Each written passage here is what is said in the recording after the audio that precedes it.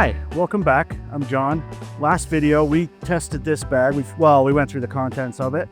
And today's an exciting day because we're going to test it, see what we can break, see what it does, see if they actually work. We're going to do the saws, the hatchet, and we're going to do the shovel. I'm not going to do the fire stuff because we're on a high fire warning right now, and I don't want to be responsible for burning my mountain down. So we're going to test this stuff out. The knives too. We're gonna test the knives. Who doesn't like knives? I want to do the hatchet first. Okay, we're gonna test that. We're gonna use that. Maybe we should test the paracord and see how strong it is.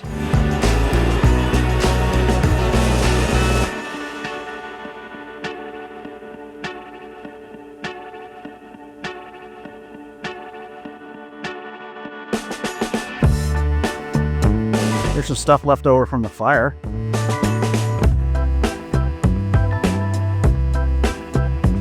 We're gonna test the wire saw. I don't think it's gonna make it through this log, but I'm gonna try. Ow, that hurt your fingers. I can smell the wood smoking. It's almost all the way through. I'm surprised. All right, just as we suspected, and it's super hot. Wire saws are garbage for the most part.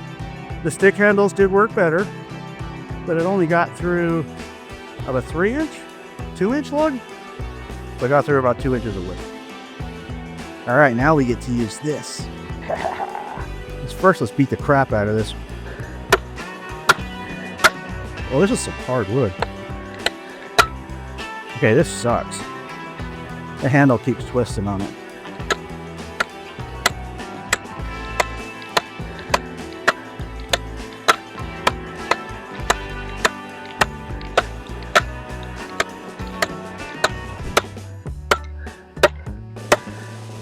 Yeah, this is straight out of the package. I did not sharpen it. If I sharpened it, it'd probably be a lot already through that log, and I'm holding it up instead of...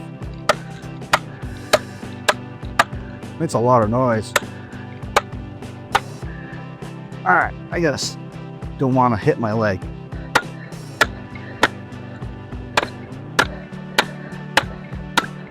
It doesn't allow you to do like the axe where you go down and up and take big chunks out. I don't think I'm gonna bust it. I just don't want to cut a tree down we had a fire through here a couple years ago and it's all been rough. If you're in a situation where you're stranded and you can't self-rescue, you're gonna need to build shelter. But yeah, it's not sharp. I'd definitely sharpen it. You can't shave with it, it's not sharp. But the edge, it's not very good steel. The edge is already starting to buckle and pit just from hitting that. That is pretty hard wood though. So you got your edges. So, it isn't too bad. Hammer works pretty good. All right, I'm gonna take a couple of saplings with this knife and see. The knife's not very sharp, but some maple. That saw is useless. Yeah, this saw on here is useless. As the cowboys say, it's as useless as tits on a bull. No, it's just, this is not even a saw. It's a serrated edge, but it's not gonna cut anything. Should we see what the knife? Yeah, this knife is, you're gonna have to sharpen the crap out of this knife. Yeah, this knife is useless. Piece of crap. Hatchet's okay, and I think if I worked hard enough and I wasn't so fat, I might actually be able to break it. It's freaking hot out here though. All right, we got one. All right, so we got, this isn't too bad. All my stuff's over here. Let me go grab my stuff.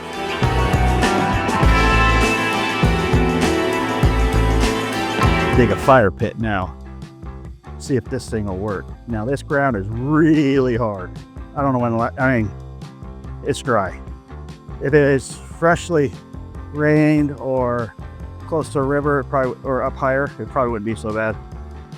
So I'm gonna use this pick first, see what it does.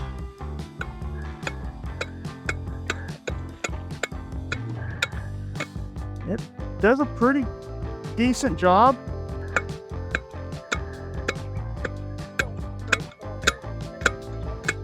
So a Dakota pit would usually be about 10 to 14 inches across for a small one. It's gonna give you blisters. If you don't have gloves, this is gonna give you blisters real quick. My thumb's already super hot. Tighten that up.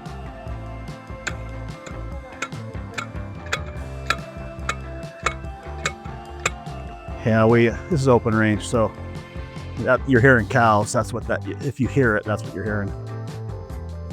This thing just it's just, like I can see it's already starting to fold right there, yeah.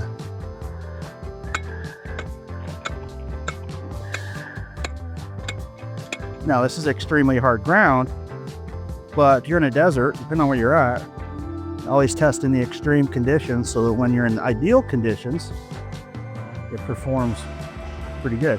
If you had more shade where it wasn't so dry, close to water source, you could pour a little water on it without it being muddy. Generally in a survival situation, you're not gonna be thinking like that, and you certainly don't want to waste any of your drinkable water. But yeah, I would definitely find, and you're not gonna do it out here in the sun, you're gonna find a place in the shade. But it just happens to be where the sun is right now. But look, it's already, this is as tight as it'll go. And look how flimsy that is. So every time I use the pick, it puts more stress on it.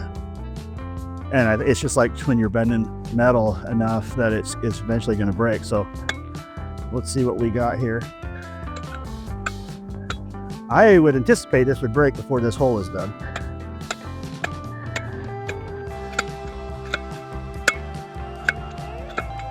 The little washer's all wavy. The metal itself isn't too bad. The structure of this shovel is horrible. And the grip is, I don't think it needs to be longer for one, but the grip is horrible. I've already got a blister and I've been digging, what, 5 minutes? The pieces for the hatchet would attach to this. There'd be a way better kit and you'd have a more usable handle. But this thing is just useless. Honestly, I think I would be better off digging with that hatchet. You know what I need is a trapping hammer. No, unless I use the blade, that's not going to do it either.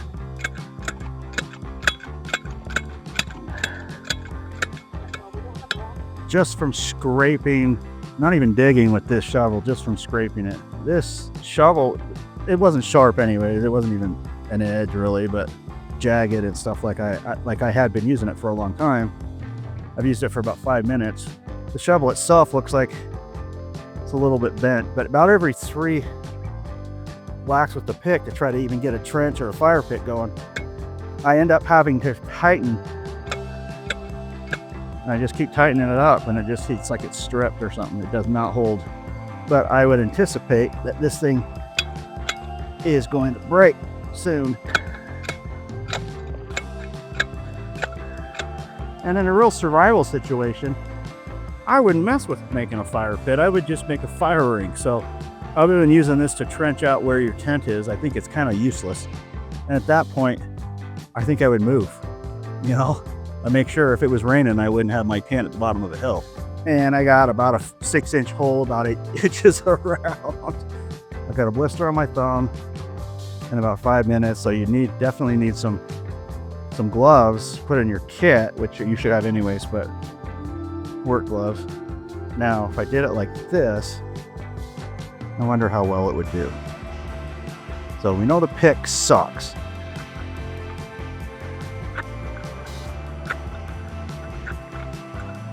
That's as tight as it goes. Like I can't get it any tighter. Yeah, it's broken.